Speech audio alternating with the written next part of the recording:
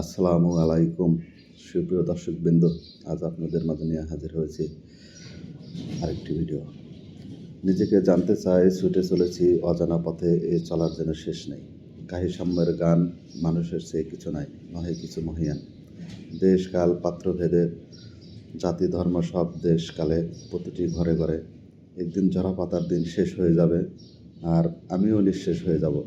আজ আপনাদের মাঝে তুলে ধরব সৌদি আরবের তাবুক জেলার ছোট্ট একটি দুবা শহরের উন্মুক্ত নান্দনিক পার্কের দৃশ্য।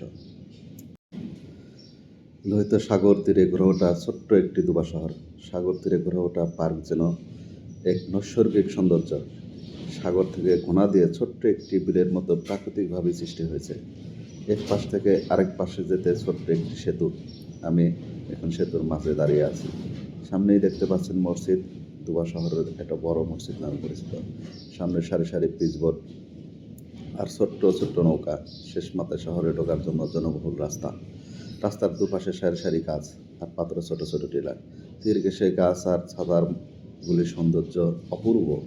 অপর প্রান্তে সেতুটির প্রবেশ মুখটি, এবং সেতুটি দেখতে দারুণ, দর্শনার্থীদের মন কেড়ে নেয়।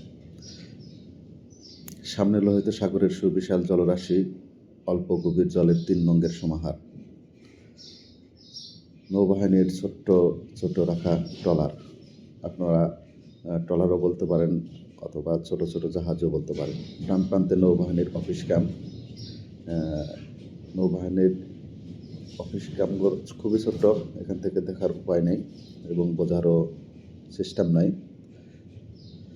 তো আপনারা দেখতে থাকুন। প্রিয় দর্শক, আজ প্রথম পর্বের জন্য এতটুকুই। অপেক্ষা করুন দ্বিতীয় পর্বের জন্য। আসুন একে অপরকে সহযোগিতা করি। ভালো লাগলে অবশ্যই কমেন্ট, লাইক, ফলো এবং শেয়ার করতে ভুলবেন না।